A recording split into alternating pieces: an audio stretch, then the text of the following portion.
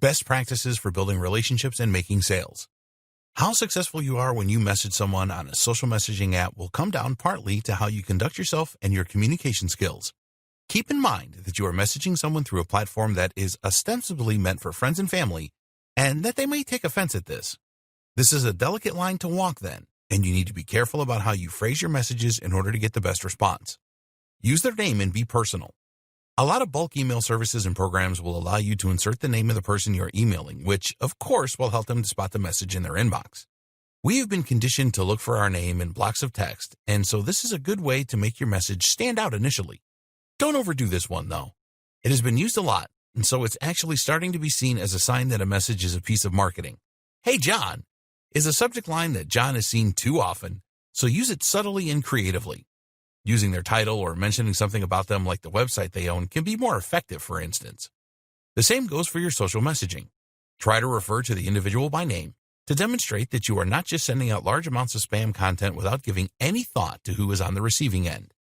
Another tip in this same vein is to try and do your research where possible.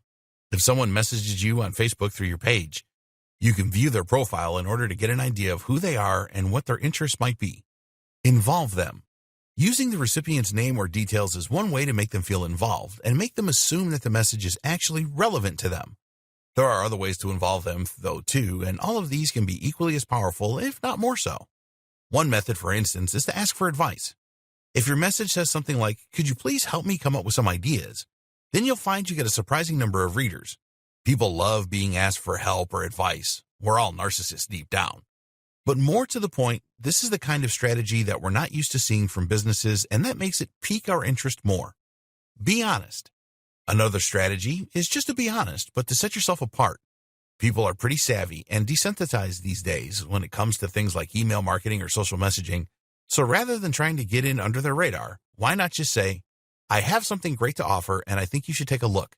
It's refreshing, it's honest, and when they do click on the link to open it, they're going to be much more open to whatever you're selling than they would be if they felt they had been tricked. Likewise, when someone signs up to your messenger, make sure they do so under no false pretenses. You intend on selling to them, then say that. Cold sales. Every now and then, you might decide you want to try messaging a potential lead cold. That means that they have not given you any explicit or implicit permission to message, and you are not in any way continuing a conversation or answering something they sent. When doing this, it is still important to ensure that you have permission to contact the individual and that they are genuinely engaged and interested in your brand.